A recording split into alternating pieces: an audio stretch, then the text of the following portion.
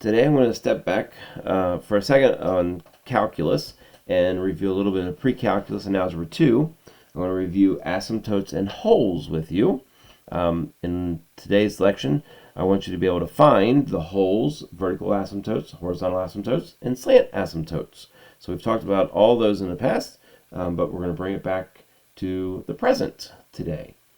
So holes are going to occur where there's a common factor in both the numerator and denominator. And before we do anything with asymptotes, we want to take out the holes. Remember, common factor would look maybe if we had an x plus 1, x minus 2 in a numerator, and then x plus 1 and x plus 2 in our denominator. That x plus 1 equal to 0 would be a hole, or a hole at x equals negative 1. We cancel those out, and then we would go into our asymptotes. Our vertical asymptotes are going to be found when we set the denominator equal to 0, or where the domain is undefined. Our horizontal asymptotes is the end behavior. We find those by taking the limit as x goes to positive and negative infinity. We're looking at the limit x goes to infinity and the limit as x goes to negative infinity. You want to be careful with this because they could be different. Normally for us, they're not going to be, but as you get into your college level calculus, they're going to take this a step farther, and they could go to a different value depending on what happens with the function. Most of ours, again, they'll go to the same value, but I want you to test them anyway just to make sure and get into that habit. Slant asymptotes are going to occur when the degree of the numerator is exactly one more than the degree of the denominator. And we can do that by long division or synthetic division, which we'll talk about today as well. The one thing you want to remember, though, is a function will never have both a horizontal and a slant asymptote. So we will not have both of those. So let's go ahead and get started, and we'll talk about these as they come up. So first thing we're going to do is determine any holes and asymptotes for this function. We're giving you x plus 1 over x squared plus 3x plus 2. So the first thing I'm going to do is find any holes. And in order to do that, I'm going to go ahead and factor this polynomial, the numerator and denominator, those polynomials as much as I can. In this case, notice we have x plus 1. That's in common. So we have a hole at x equals negative 1. So I'm going to go ahead and cross out those common factors.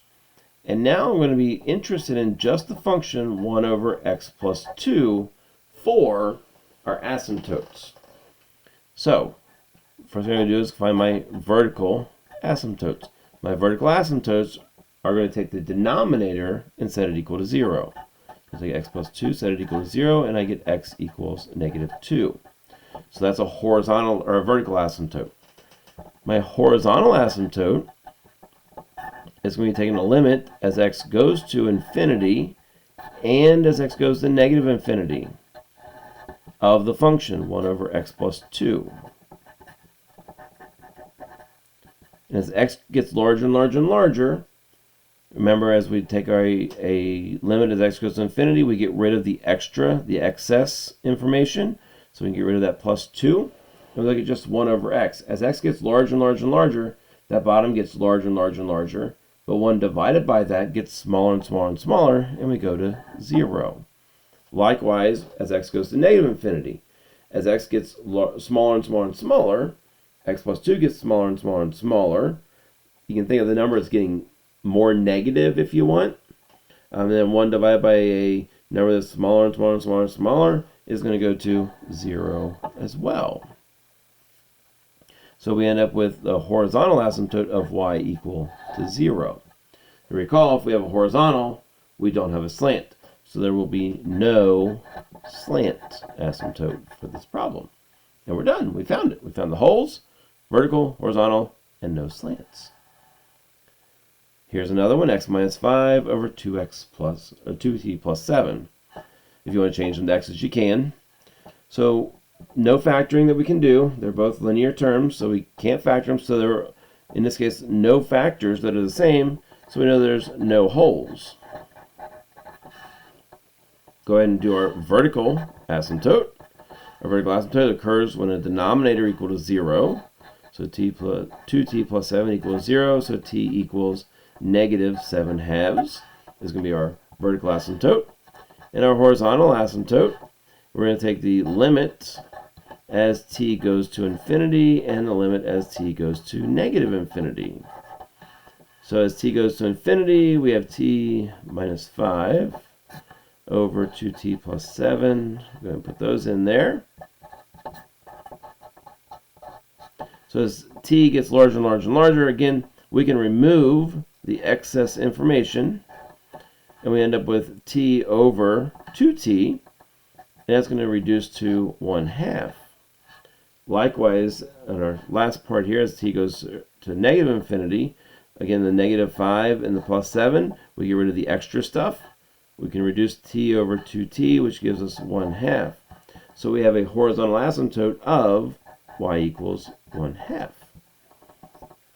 And again, since we have a horizontal asymptote, there is no slant asymptote. And there you go. We're going to do several more, just to kind of get you into seeing what all the different things that could happen here. We're going to go ahead and factor. This way we have x to the 4th plus 4x plus 4 factors to x plus 2 and x plus 2. And then x plus 2 in our denominator. In this case, x plus 2, they're going to cancel, so we're going to have a whole at x equals a negative 2. Our vertical asymptotes, or our denominator in this case now, is just 1, isn't it? Oh, we don't equal 1. It just equals 1. So our horizontal asymptote, 1 doesn't equal 0, so there are no vertical asymptotes in this case. Horizontal asymptote, we're going to take the limit as x goes to infinity and negative infinity. Well, in this case, as x goes to infinity, we're looking at just x plus 2. I have to remove that whole. So as x goes to infinity of x plus 2, that goes to infinity, doesn't it? And if we have negative infinity plus 2 gives us a negative infinity, which does not exist, and this one does not exist. So there's no horizontal asymptote. Then we go to slant. So remember, if we don't have a horizontal, we may have a slant there. Well, when does a slant occur? Well, if you go back to our original definition for slant asymptotes, it says that the end occurs when the degree of the numerator is exactly 1 more than the degree of the denominator. Well, is the degree of the numerator exactly 1 more than the degree of the denominator? In this case, it is, isn't it? The degree of the numerator is 1, the degree of the denominator is 0. So if I take x plus 2 divided by 1, I get y equals x plus 2, don't I? So that is my slant asymptote of y equals x plus 2. Again, if we take x plus 2 divided by 1, the degree of the numerator is 1. The degree of the denominator, we can write this as x to the 0. So 1 is 1 more than 0. So we do have a slant asymptote. But if you think about it, that slant asymptote is just the original function. And remember, this is going to look just like this because it agrees at all but one point. So this slant asymptote really isn't a slant asymptote as we get into graphing it. Kind of gets a little confusing here. But we're going to see that this is actually just the function it's going to take on while we have this whole of x equals negative 2. So you want to be careful with that. So yes, it is a slant, but more importantly, it is what the function is going to look like. Again, we'll talk about that as we get into some curve sketching of polynomials. Our last one here, or next one here, wholes and asymptotes. Again, we're going to go ahead and factor that denominator if we can. And we sure can there, can't we? X plus 3 and x minus 1. But no factors are in common. So we can go ahead and find that we have no wholes. Wholes none. I guess that makes sense, doesn't it? Maybe wholes, then hyphen none. Vertical asymptotes. We're going to set the denominator equal to 0. So we get x equals negative 3 and 1. So we have 2 vertical asymptotes here. Horizontal asymptotes. If I take the limit as x goes to infinity and negative infinity of x minus 4 over x squared plus 2x minus 3. Again, I can get rid of the extra stuff, so I get 1 over x. And as x gets larger and larger and larger, 1 over x goes to 0. And I'm going to see that as well as x goes to negative infinity. 1 over x, as x gets smaller and smaller and smaller, 1 over x goes to 0 as well. So I get y equal to 0 is a horizontal asymptote. And then slant, I know, since I have a horizontal, I don't have a slant. And there we go. Alright, and one last one, just for fun, I guess, for kicks, if you want. This one, actually, we have a slant asymptote, and we can go ahead and find it using our long division or synthetic division. So this one, this doesn't factor very easily, very nicely for us, so we know that we don't have a whole. So we put a whole as none. We have a vertical asymptote. Vertical asymptote is going to be x equals negative 1. Again, set the denominator equal to 0. And that's going to give us our vertical. Horizontal asymptote. I already noticed that my degree of the numerator is 1 more than the degree of the denominator. So I know that there's a slant asymptote. Now if I have a slant, I'm not going to have a horizontal. So I can go ahead and put in, no, I don't have a horizontal asymptote. Again, if you want to find the limit here, and that would be proper mathematics, I suppose. The limit as x goes to infinity and the limit as x goes to negative infinity. And we can go ahead and look at that, I guess, since we are looking at it here. I'm going to go ahead and rewrite that as well. So our x squared comes first. And then 3x squared plus 4 over x plus 1. So as I get rid of my extra stuff, my excess stuff, I'm going to reduce this to negative 3x. As that reduces negative 3x, as x gets larger and larger and larger, that's going to go to negative infinity, which does not exist. If I get rid of the extra stuff down here, again, I'm looking at negative 3x. Limit as x goes to negative infinity, and negative 3x goes to positive infinity. So, since I go to different infinities, I know I have a slant asymptote. Again, my degree of my numerator is 1 more than the degree of the denominator. So how do I find that? Well, again, I'm going to divide negative 3x squared plus 4 by x plus 1. So we could do x plus 1 going into negative 3x squared plus 0x plus 4. Recall that we had to put in that 0, that placeholder. For long division, we ask ourselves, what times x gives you negative 3x squared? In this case, it's negative 3x. I like to line up my linear terms, or my exponents that are the same. So I get negative 3x squared minus 3x. I'm going to change my signs. My x squareds cancel, so I get 3x plus 4.